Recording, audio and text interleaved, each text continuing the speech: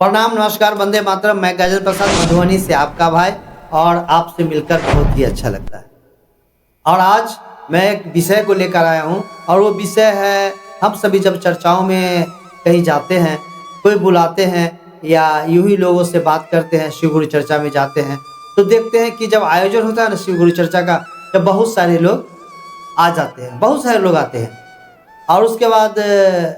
वो लोग कहाँ चले जाते हैं पता भी नहीं चलता। एक कहावत हम लोग बचपन से सुनते चले आ रहे हैं कि रोटी क्यों जला,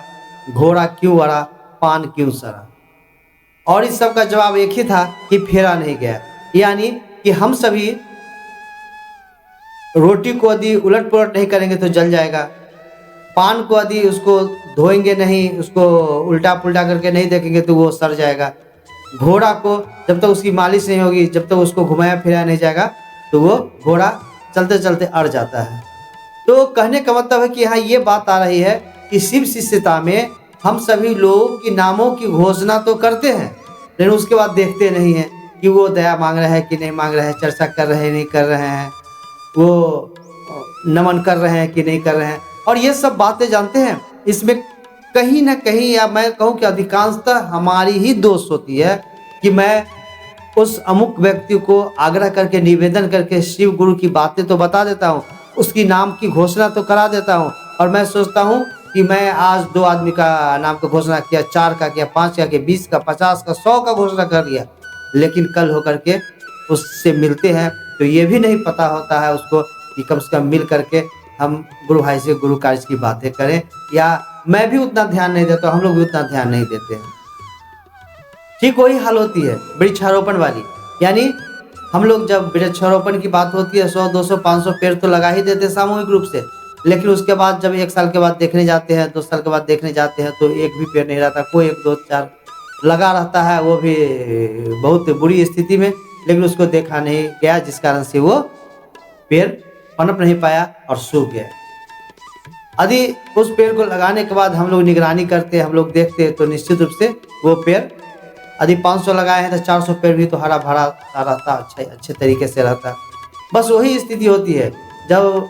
महोत्सव का आयोजन होता है, बड़ी चर्चा का आयोजन होता है, या गांव घर में भी, तब तो 150 व्यक्ति होते हैं, और वहाँ लग जाता है बड़ा बड़ा साउंड बॉक्स, कैसियो, नाल, बेंजो इत्यादि सब लग जाता है, और खूब भजन होता है, चर्चा होता है। वहाँ भी 25-50, 100 की घोषणा होती है, लेकिन घोषणा मात्र होकर रह जाती है। यदि मेरा अपना विचार है कि यदि हम लोग मात्र 2 से 5 आदमी की जिम्मेवारी ले कि जिसके नाम की घोषणा हुई है, उससे मैं बात करूंगा, उसे मिलूंगा, उसको बताऊंगा, 1 दिन, 2 दिन, 4 दिन, 5 दिन बीच करके कि आपने दया मांगा क्या, आपने चर्चा किया क्या, आपने नमन किया क्या, और उसको अभिवादन करूंगा कि प्रणाम गुरु भाई, प्रणाम गुरु बहन। इससे क्या हो जाएगा, उसको लगेगा कि मैं बहुत अच्छी गुरु भाई बहनों की संगत में आ गया हूँ, जो हमसे केवल शिव की बात करते हैं, और जो दिखता है वही बिकता है। यदि हम दिखाएंगे शिव गुरु के प्रति अपनी आस्था, विश्वास, अपने समर्पण को, तो वो भी यही ग्रहण करेंगे। तो बस हम सभी को इतना ध्यान रखना चाहिए कि जहाँ कहीं भी महादेव की बात होती है या घोषणा होती है, जिसकी हम घोषणा करते हैं, जिससे दया मंगवाते हैं, वो सो नहीं जाए, इसलिए हम सभी ध्यान पूर्वक उसे फ़ोन करके या मिल करके, मिलना आदि संभव नहीं हो तो फ़ोन करके ही उसको याद दिलाते रहें। तो ये प्रयास करेंगे तो ये प्रयास निश्चित रूप से एक दिन सायास हो जाएगा, और वो भी उनको जब बार बार कहेंगे तो वो भी इस बात को समझेंगे कि नहीं, मेरा भी काम है, जैसे ये कह रहे हैं उसी तरह से हम उनको,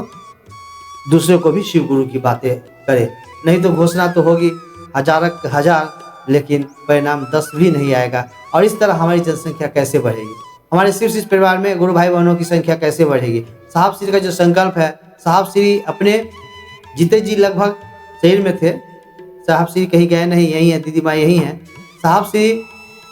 5 से 6 करोड़ लोगों के बीच अपने सिस्टम के अनुसार शिव गुरु के शिष्य बनाएं, शिव गुरु कार्य में आगे बढ़ाएं। क्या मेरा दायित्व नहीं है? हम सभी भी इतना प्रयास करें, और जो पुराने भाई बहन हैं, नए भाई बहन हैं, पुराना क्या नया क्या, बस पुराने को थोड़ी जानकारी अधिक होती है, समझ तो किसी में भी आ सकती है। तो कहने का मतलब कि हम सभी शिव गुरु की बात लोगों से करें, और हमेशा ध्यान रखें कि वो भी आगे बढ़े, 1-2 का ही जिम्मेवारी लेकर आगे बढ़े, उससे मिलते रहें, फ़ोन पर बात करते रहें या मिलकर बात करते, जैसे भी हो उसको पल्लवित पुष्पित करते रहें। उसके अंदर जो अंकुरन आया है कि मैं भी शिव का शिष्य बनूँ, उसने घोषणा कराया है, तो अंकुरन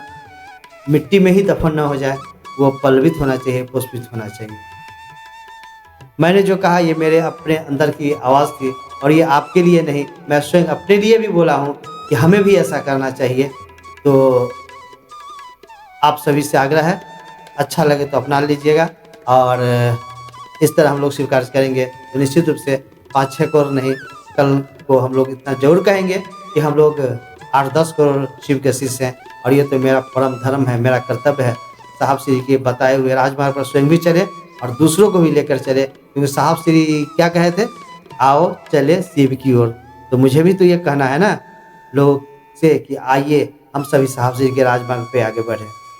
फिर मिलते हैं किसी अन्य वीडियो में, तब तक के लिए आप सभी को प्रणाम, नमस्कार, वंदे मातरम।